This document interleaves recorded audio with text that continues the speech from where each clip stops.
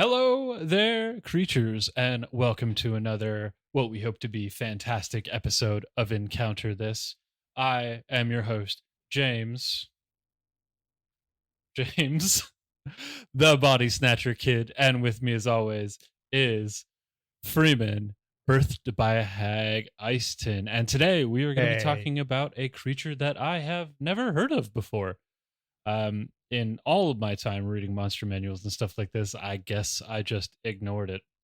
It is the Banderhobb, and if you want to follow along at home, they can be found on Volo's Guide to Monsters on page 122, and Mordekainen's other thing of monsters 50. I don't know this acronym. Freeman, what is this other book?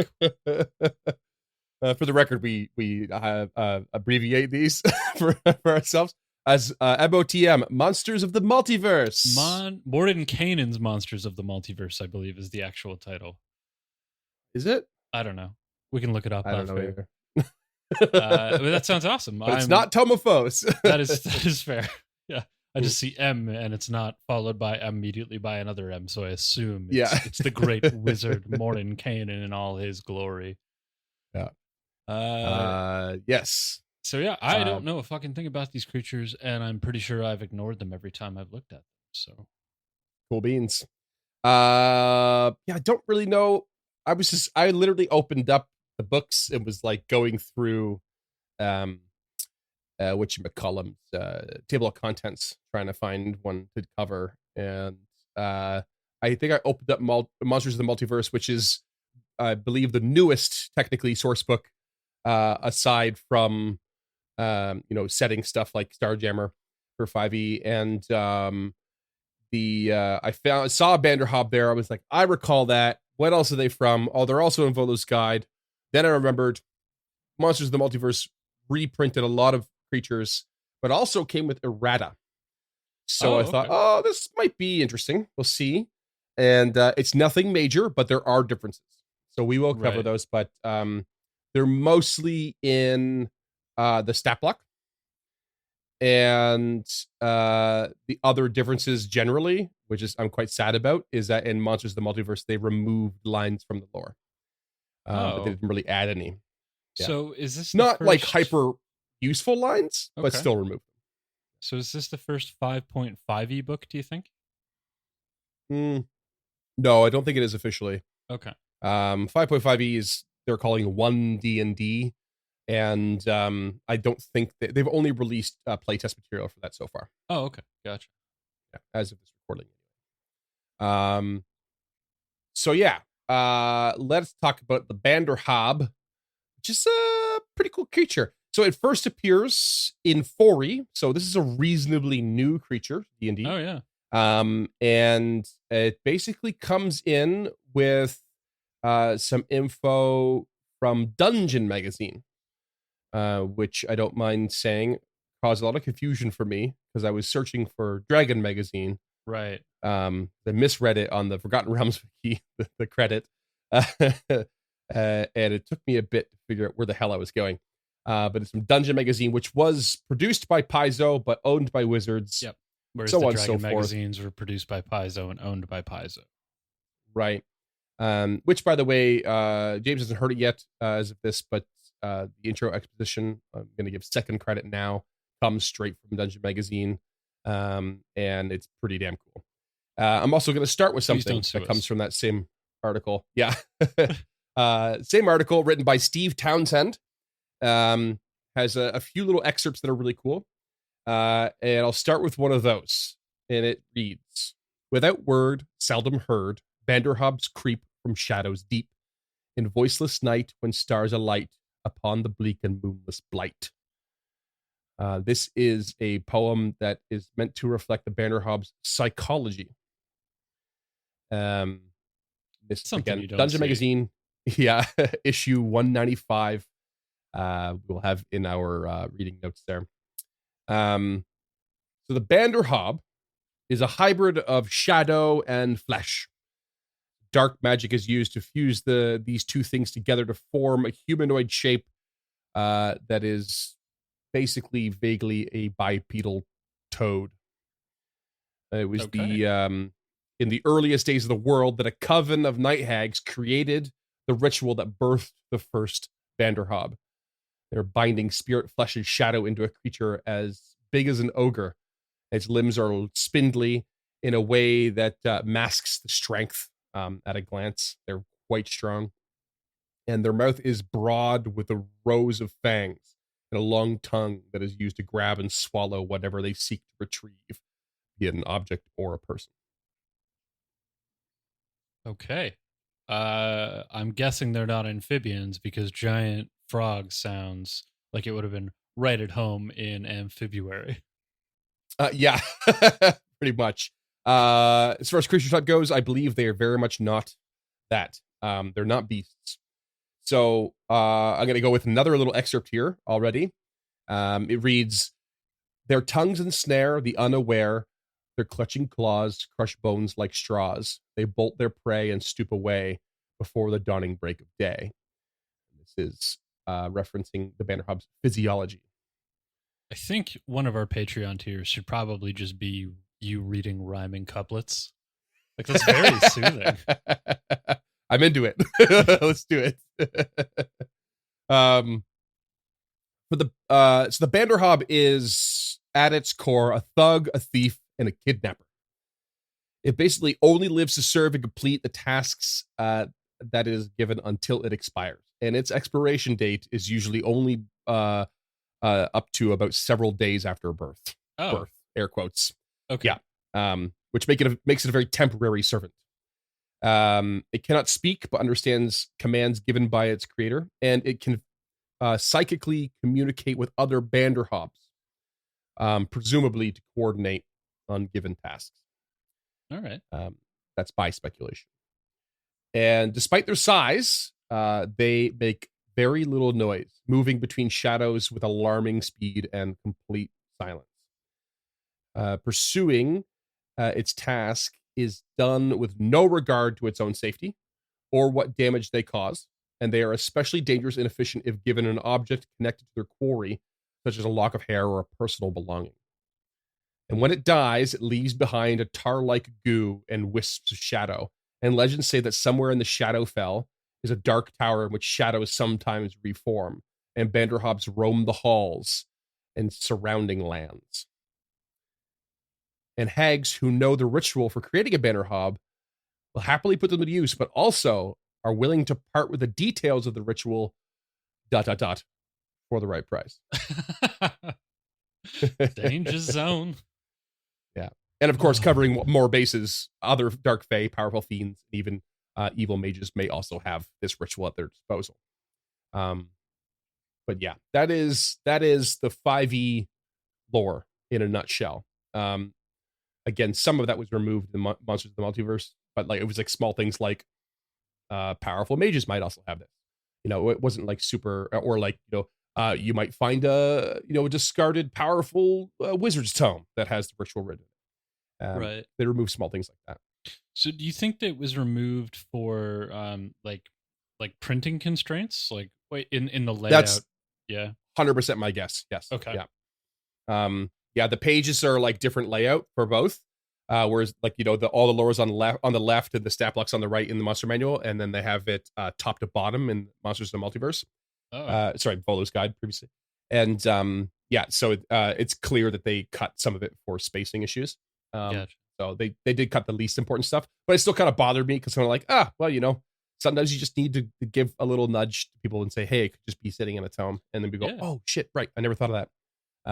But yeah, it's not like essential stuff ultimately. You want to throw up the picture there from 5e so we can get a good glimpse of this creature? It's picture time. There we go. There's those bad boys in 5e. Mm-hmm. What I want to point out about this picture that's not obvious right away is that that's not its tongue. Oh yeah, that's a human arm. Yeah. Yeah. How good is that? That's pretty amazing. And it's got this like jowly little chin. I keep thinking I can use my mouse as a pointer in OBS, but I think that's a different setting. Yeah. And I do love that because not only is it dark and creepy, but it automatically gives you scale without needing another creature in the frame. You know, Oh, like this is a yeah. big creature because that's not a halfling's arm. That's a big old arm. That's a human arm. Yeah, Right. and it's a big boy. Yeah. I never even thought Which about that, but that's really mm, clever. yes, right. Well, you move it to the 4E one as well because that was the more obvious scaling one. Oh, there There it you go. is. For you audio Zooming over listeners, the it's bed. this giant creature about the size, at least the size of like a twin bed, just towering over the sleeping human. It really Yep. is towering. Like this thing must be 8 feet tall. Yeah. It creeps me out in with the added knowledge that this thing moves with incredible silence in the night. You know, like how it's because it is laced with shadow magic and essence. Right. Really, really cool. Now, Yeah. That's a horrifying so image. This is way far, more horrifying than than the other art. It doesn't have the jowly chin. It's just right? it's got like Yeah. those goat slit eyes and like this almost Yeah. humanoid nose. Yeah, it Wow. is proper creepy. And that being said, I thought these creatures were okay and were going to be enough for a simple creature to cover through the 5e lore, but I was in for a ride with the Dungeon Magazine stuff. Okay. So I am thoroughly stoked about this creature. So let's dive into that. Okay. So there are loads of inconsistent claims about the physical properties and attributes of the Banderhobb, which I love, which means, you know, we're automatically having some variation. Some say that they were even quite short and slight in stature. Most would attest to the bulbous eyes and sharp claws. And there are reports of extra dimensional caverns within their stomach. And survivors being swallowed, claiming the inside of the stomach was a room that was much larger than the creature, with a giant face taking up half the surface area of the room, though the face lacked eyes. It was elongated, ghostly white compared to the other fleshy colors inside. This is all coming from the intro exposition, which I'm excited for you to eventually hear, James. Okay. So it's got a TARDIS or a bag of holding in its stomach. Basically, yeah. And somewhere in this room was a hole, or in the face that led to its true stomach. So it's like space between, essentially. Yeah. And most creatures of the Shadowfell are driven by dark emotions like hatred, jealousy, spite, ego. You know, they are the shadowy side, you know, it's shadowy mirror of the real world kind of thing. And Banderhobbs were a sort of exception to this. And they felt no emotion, dark or light. They just had none at all. Even sleep and hunger were not things it desired, but rather just viewed as necessary processes to get the job done. Simple as that. They're kind of like an automaton knowing to fuel itself. And they are essentially pure apathy. So no gloating, no way to make them feel sorrow, no way to anger them. They did not frighten. They did not make or rise to challenges at all. And they would just seek to complete their mission without personal feeling and then die. That was it. But that being said, yeah, they're not unthinking. They are usually considered to be mindless or assumed to be mindless and operating on pure instinct, but instead they are actually completely capable of making logical assessments without the interference of emotion or impulse. And it considers tactics in the moment, up to and including fleeing if it deems it necessary to complete its task. So it wasn't just this mindless beelining machine. Okay. And so besides the obvious biological differences from automatons, the Banderhobb could also interpret and understand things like idioms and metaphors, and are not stopped by contextual things like different dialects that could lead to non-literal meanings. So in other words, you didn't have to be hyper-specific with your instructions. It would follow it the way you intend and without reservation. Which is like kind of horrifying. Pretty damn cool. Yeah. It is horrifying, isn't it? Yeah. I'm kind of getting goosebumps just thinking about this the cold, calculating but intelligent thing that this is. Like, it's this highly intelligent creature who only lives for a couple of days at most. Like, remember when we talked about the invisible stalker, where it hated being conjured into the world from the elemental plane of air, and you had to be extremely specific with your instructions that it wouldn't turn on you? Not in this case. This one's like, nope. Like, go kill that guy I hate. Done. Right. Yeah. Here's his handkerchief. I got it. Kind of makes me worried Yeah. to see the stat block. Like, if these guys aren't like 5 or 6, I don't even know what we're doing here. Right. Okay. Yeah, you have my attention. Really cool additional stuff there. So some said that Banderhobbs had a supernatural link to the Shadowfell. And in some way they would use their big wide eyes and special receptors in their skin, and they could detect crossings to and from the Shadowfell and other planes. So like we know, like in the material plane, some areas have like a thinning sort of barrier, as it were, between different planes. So they could actually detect those, people moving in and out, and they could actually go to these thinner spots, and no matter how small it was, they just had tremendous patience and they could just cross over themselves, even if it's just like a really small gate, as it's sometimes described. And so apparently sometimes this travel was attributed to special runes that were carved into their torsos, which I took as maybe part of the ritual creation process. Yeah, it definitely could be. But it's possibly something different as well. We'll get into that quite soon. We're also given some subtypes. First of all is the filch, which is the one other piece of art we have, if you want to put that up. Taking it to the art. It is a diminutive kin, and they basically grabbed their targets and hauled them away in sacks that they hefted over their shoulder. They were said to be more skittish and quickly lashing out at any unexpected noise or surprise. So some would claim that there's actually an emotional response, but continuity kind of seems to point towards the fact they might have had a more hyperactive mind than their larger kin. Okay, yeah. They're just more hyper aware. I totally get that. Like, yes, they're more skittish, but they're more skittish because they understand more of the world that's going on around them. Like, right. Yeah, just a hyper awareness, more or less, and like quick to react. The other one we have is a warder, which specialize in the chase. So basically, if one were to flee from a warder, there was a good chance that it would have already teleported to wherever you were going. And these guys particularly apparently were good at hunting in the daylight hours where the others weren't. They didn't have to rely on the shadow of night nearly as much. So that's terrifying. And then the next ones are called warders. No, not really. Okay. No. Huh.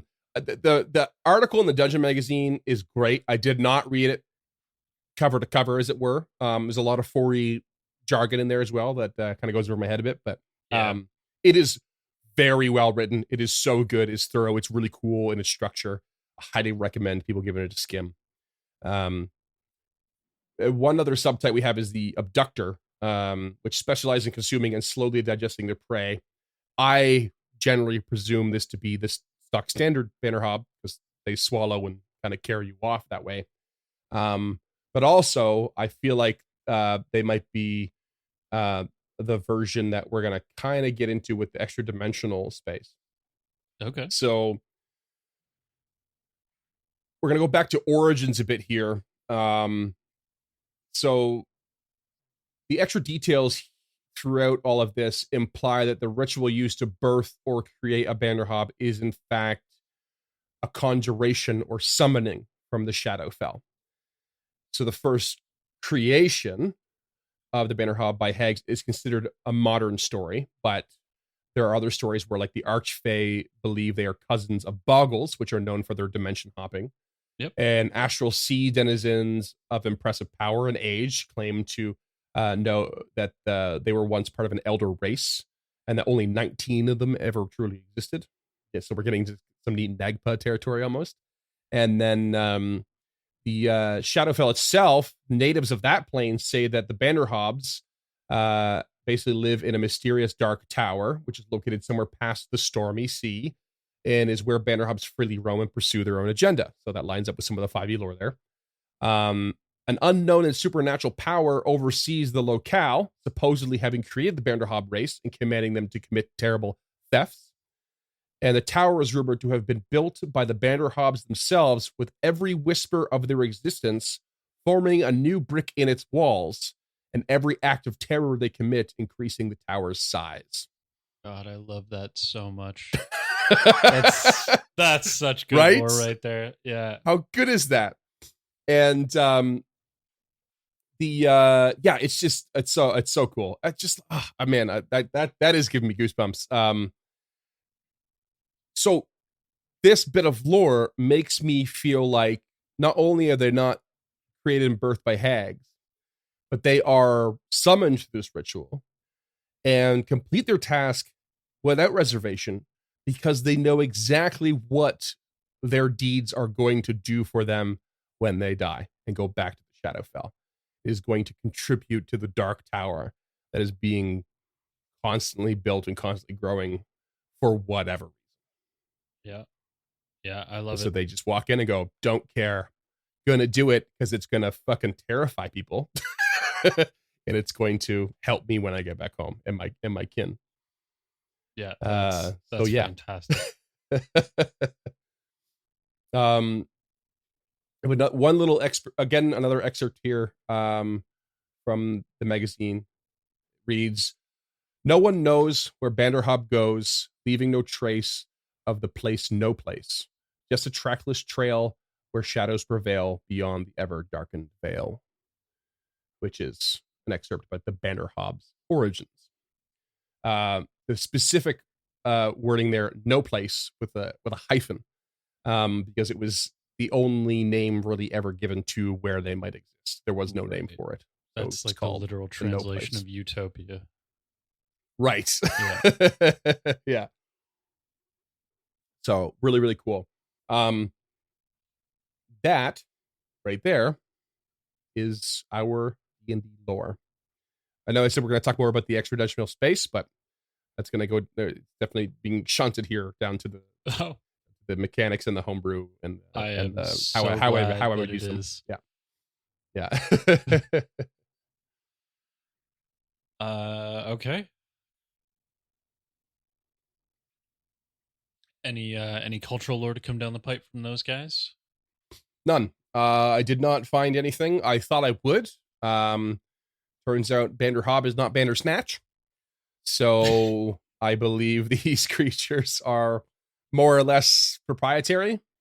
I didn't find anything in particular, unless I went down the Boggle train, which they seem to be related to, but right, that's its own thing. That's its own wonderful magical creature. I love Boggles. Yeah. Okay. With that, we're going to take a quick break, and we will be back on the other side with the mechanics. Mechanics. And we're back. And we're now with 100% more mechanics.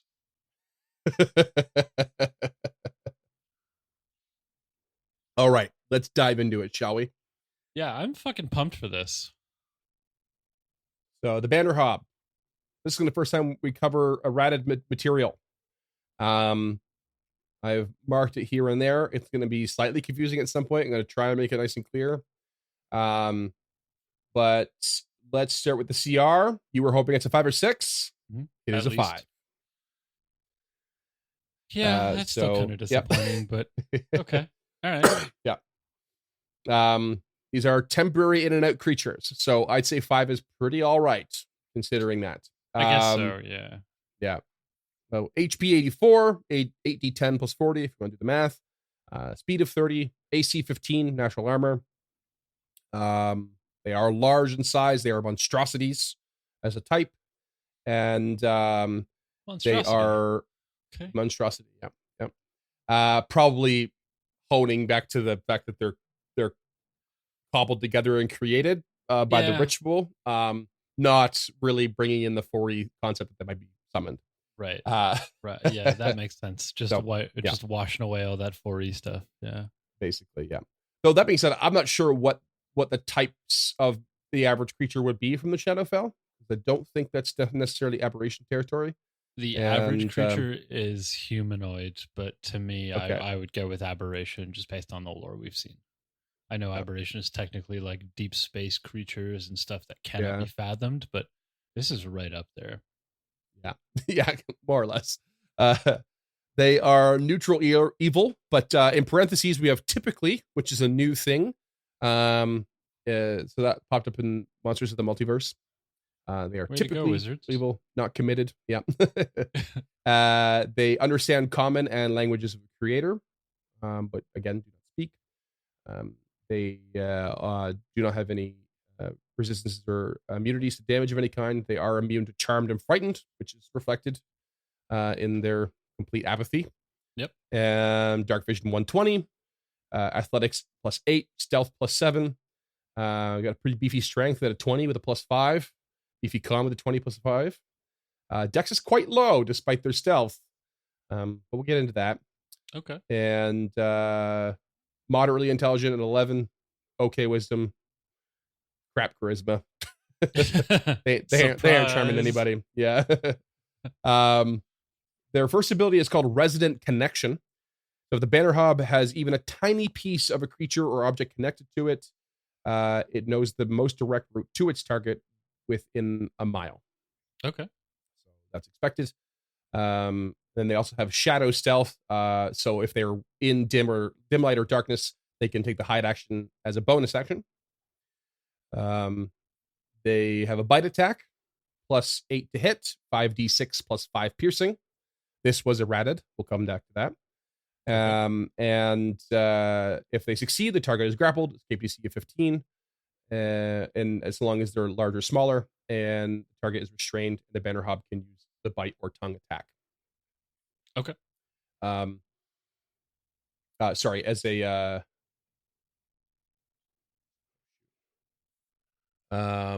yeah. I might have messed my notes up there, but that's fine. We'll come back to it. Your notes look good. It says the Banderhobb cannot use a bite or tongue attack if it's already sorry. a creature. Yeah. I just read my notes wrong. I even heard you. I thought I heard you say. Oh, really? Yeah. Even if I said it right, my brain interpreted it wrong. Gotcha. A dyslexic moment. So we also have the tongue attack. So it's also +8 to hit. The 15-foot reach. Does 3d6 necrotic damage. And then there's a DC 15 strength saving throw. Yep. Okay. This is their essence of shadow coming out. Yeah. It's DC 15 strength saving throw, and then the creature hit is pulled to a space within 5 feet of the Banderhobb. And as a bonus action, it can bite, assuming it was successful. So it's basically like whip, tongue, hit, strength save, pull in, bonus action, bite. Yep. Now you're grappled. All in one fell swoop. Yeah. This was also errated to a point. So they did it. This weird errata to it. Okay. And then we'll move on to the swallow real quick. So bite attack, if they are grappled, then they can make another bite attack. So it's basically next turn, which is the usual, as long as the creature is medium or smaller. So they can grapple large or smaller, but only swallow medium or smaller, which makes sense. And so bite attack, if they're successful, swallowed, target is blind and restrained, total cover from outside effects, yada, yada, yada. 3d6 necrotic at the start of the Banderhobb's turn. So it's necrotic inside, not acid, which is usual. And then if reduced to 0 HP while swallowed, the target goes unconscious and stable, which is very uncommon, but very well reflected for their whole kidnapping shtick. Yeah. And then only one creature may be swallowed at a time, regardless of the size, which is something I would change. Spoiler alert.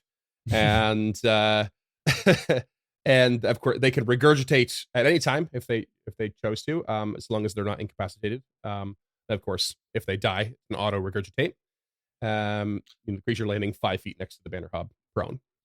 Okay, I think that's a new thing, isn't it?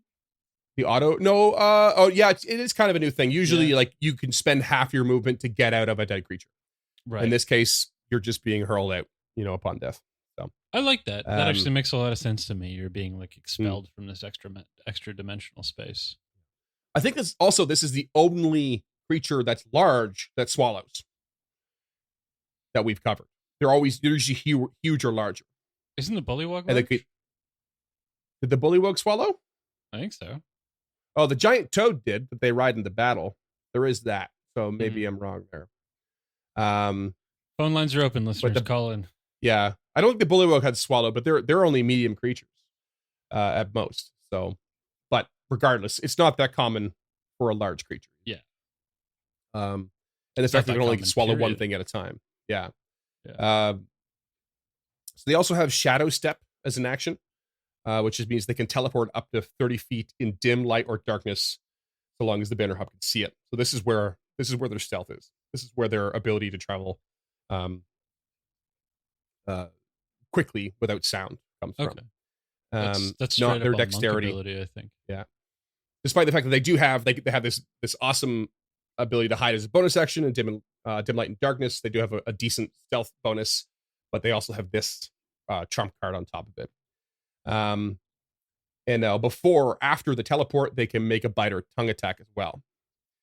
So they can include that in. So they can shadow step, tongue, pull, bite, next turn swallow. It can happen really fast while they're kind of darting around the battlefield. That is very fast. However, this was also errated. So they're basically their whole attack cycle was errated in a weird way. And this was errated by basically adding multi-attack.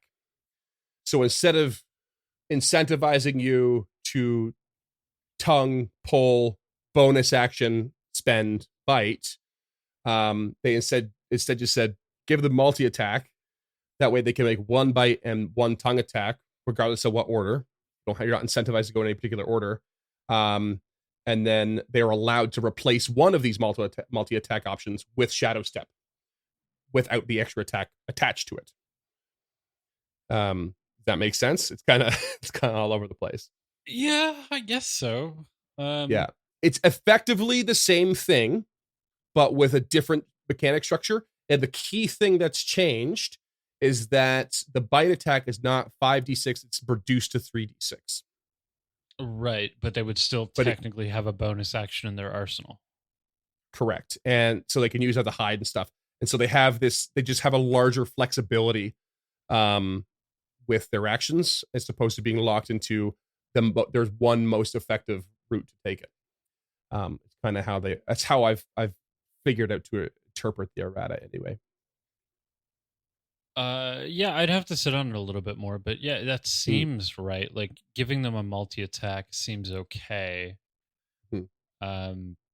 Especially considering they already have a bonus action ability, which is the shadow stealth. So yeah, you either tongue and then, so was the bonus action bite errated out of the tongue attack? It was. Okay. So there's no way you could swallow a creature whole in one turn, which I still don't love. But yeah, they're still removing that. But it's only a CR5 creature. So actually, I don't think any creature can do one turn. Yeah, you're probably right. Yeah.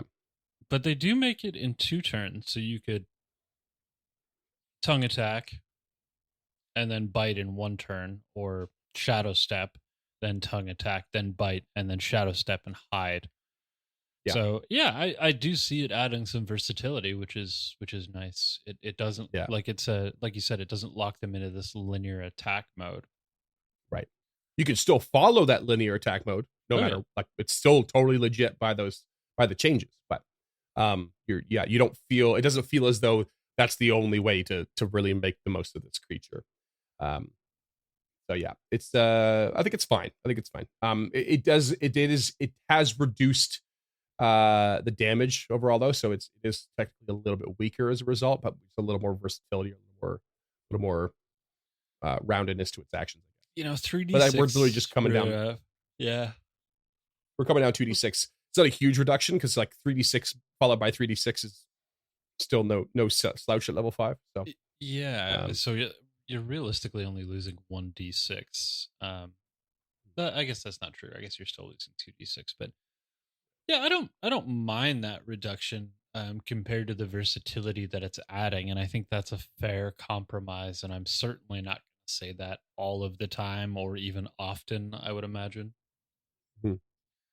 But I like it. I like the lore a lot more than I like the creature itself, but with that errata, the creature definitely does become more interesting. Yeah. It opens up So this here's like frantic movement across the battlefield, which yeah. didn't really seem to exist before. So here's the thing that's got my mind churning. And this was like partially inspired. Choosing this creature was partially inspired by one of our newest Discord members and patrons talking about Haguary, and we got chatting about hags and hag ideas and how to make it work and cool like setting pieces and stuff. And so I was looking at this creature and I went, oh, there's hags involved. I'll take a little bit closer look. And I went, this is really cool. How could that play in? And so the first thing that annoys me about this creature, I'll just get out of the way, is that there is no claw attack. They got these big old claws on them. There was a claw attack at 4E. 5E has just decided they don't get one. And I don't know why. It's like, why do they just bite and tongue? They've got these big spindly arms that are supposed to be strong. Let them use them. So there should be a claw attack in there somewhere, and maybe the claw can grab just as well as the bite. And maybe it's just flavor. Maybe it's a different damage die structure. But like, just why not? There's no reason it's not there. But the thing that really gets me the most is the extra dimensional space. That's the thing I really want to use. And again, with the awesome intro exposition that's coming, that it's wholly from that article in Dungeon Magazine.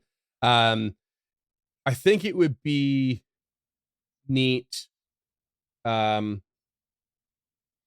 if only a set amount of time was required for the next creature to be swallowed, not just they can't swallow a second creature, because I want the creature swallowed to drop into this room, and I want that room to be filled with starved, long dead warriors or adventurers, and I want there to be gear in there, and I also want it to be like maybe a maze to get of not just one hole that leads to the true stomach, but maybe there's other directions, and maybe that maze is actually this weird psychic shadow connection between multiple Banderhobbs. So let's say you're fighting multiple Banderhobbs and two separate ones swallow two separate PCs. And then suddenly they're both in a room, but there are tunnels and they can actually find each other within this extra dimensional space that's connected between the Banderhobbs, quote unquote, stomachs. You basically now have a lair within the stomachs of these creatures. And then maybe you have a limited amount of time to escape them. Otherwise, you're going to end up, you could still escape them no matter what. But if you don't escape them within a certain amount of time, then you are with the Banderhobb transported back to the shadow plane. So when you do escape, now you got to find your way back to the material plane. There's just like a whole bunch of layers to work with that lore and this extra dimensional space. And maybe when you do escape, they've already walked away somewhere and they've gone back to the hag's lair because you were meant to be kidnapped. And I don't want to recommend you get to splitting the party, but you could almost override the party and like almost force them to be swallowed just to kind of shoehorn them a bit into this extra layer of like gear finding and lore finding, only to come out at the hag's lair, which you were trying to avoid in the first place, and then now have to deal with it, or again in the shadow plane or some such. Right. Yeah. I really love. You can see my brain went kind of crazy on that. Yeah. Yeah, and you got my gears spinning too. I love everything you said, and I can already tell you that I would tweak it a little bit myself. But I would keep the basic premise, and instead of it being an extra dimensional space, I love the idea of it being like this shared demi-plane, except the stomach of the Banderhobb isn't like, it's just a gateway into the demi-plane. So even if the Banderhobb moves, you still come out of where the Banderhobb is, because they're just the door. Right. Even if they go back to the shadow plane, if you find your way out, and they wouldn't be the only way out or anything like that. But I think the other thing I would do to really fuck with the players is make them immortal.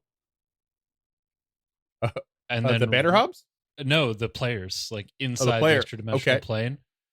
and I would fuck with the flow of time outside of the plane Oh, as okay. well. So Yep. it's been like a couple hours is a decade or something like that, and when they come out, the world around them has changed, but they haven't because they've been trapped in Right. this spatial time constraint. That would be awesome. Yeah. And I would try and run it. I love the idea of it being a maze, but like a funhouse dungeon where you just run the funhouse dungeon.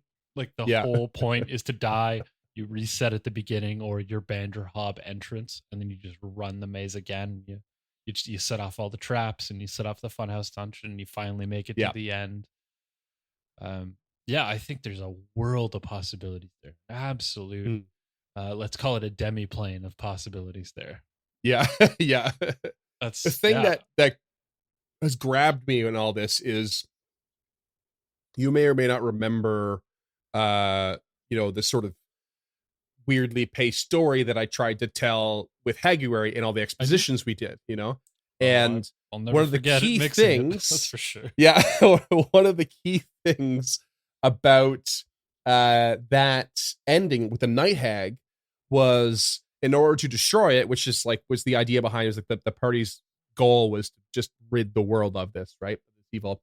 And in order to properly destroy the night hag, if I remember correctly, you had to kill it in the shadow plane. So, there was this loose end that I didn't cover and I didn't really have an idea of how do you get to the shadow plane? Well, maybe you get the ritual to create a Banderhobb from a hag you've killed.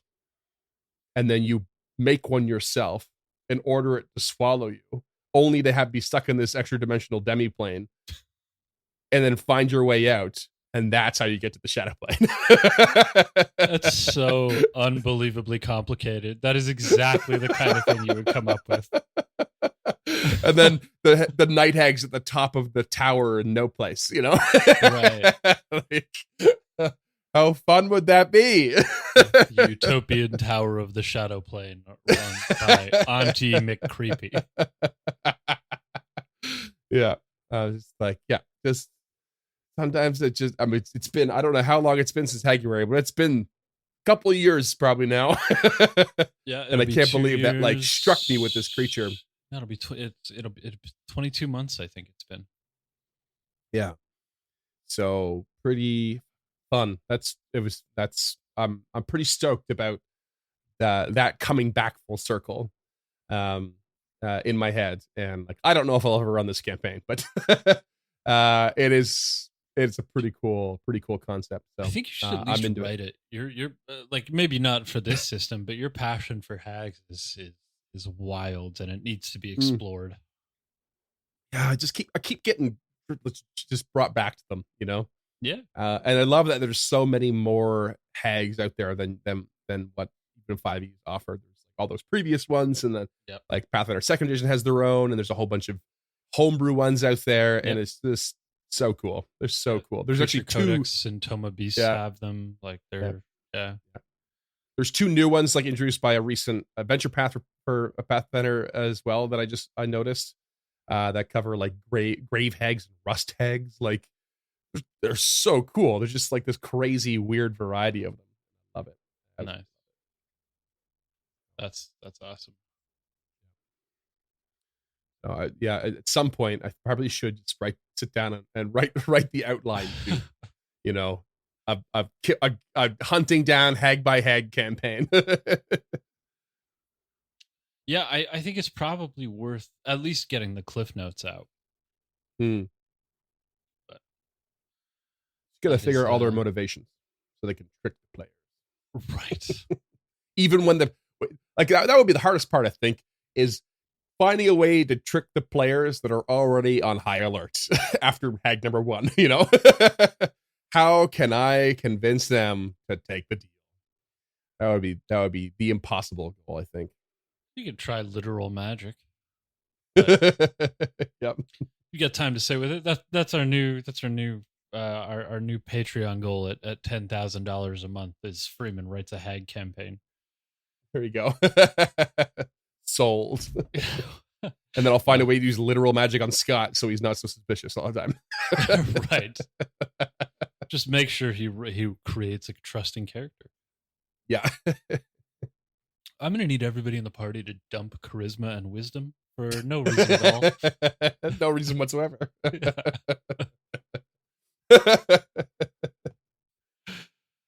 Oh my. Well, that's Okay. it. That's me. That's the Banderhobb. That's my hag campaign brought back. That's all I got. Perfect. Full circle. One of these days, I'm gonna finish that Black Dog Suite. And we'll both just close the loop. Hell yeah. Those are the perfect creatures to have lure, like just kicking around the lairs and in the dark tower. Oh yeah, love me some hellhounds. I guess the Shadow Mastiff would probably be more appropriate for that one. Barghest would work there too. Yeah, but Barghest is really heavily related to goblins, and that's why we haven't covered the Barghest yet. Right, yeah, is because it's actually going to be in the Goblin Suite because they're so tightly wound. Kind of like the Lucrata and the Gnolls. Yeah, exactly. Yeah, fair enough. But what about you, listeners? Do you have an idea for Freeman's impending hag campaign? You can reach out to us at Twitter at EncounterPod or Facebook.com/EncounterPod or Instagram at encounter.pod. If you're watching the video version of this, you can see all the social links scrolling through the video feed at any given time. If you liked it and you really want to help us out, we'd really appreciate it. That's patreon.com/EncounterPod. These roles and goals are going to change pretty drastically, but no matter what happens, for $5 a month, you will get a handwritten thank you letter. And for $10 a month, you can suggest a creature as well as some other goodies at our upcoming Uncharted North pending merger. That stuff will change, but those two goals certainly will not. If you're interested in connecting with us directly, you can reach out to us at our new home on Discord, which is the Uncharted North Fan Hub. You can find at unchartednorth.com/discord. If you want to check out our show notes or any previous episodes, they're all available on our website at encounterthis.ca. Maybe go check out that Shadow Mastiff episode, or if you've got some real time on your hands, that Hag Suite is some of the best work we've done. But if you're watching this on YouTube, because it's gone public on YouTube, please hit the bell to be notified about when new episodes come up. Hit that subscribe button. If you are listening to the audio version of this show, please rate and review on your platform of choice. It helps with placement in the stores and helps new people find us. Every new people who's found us recently seems to think we're doing a good job. So that's nice. You're nice. Love new people. Yeah. But thank you so much for listening, creatures, and we will see you in 2 weeks with the next most episode. That's enough bandying around. And cut.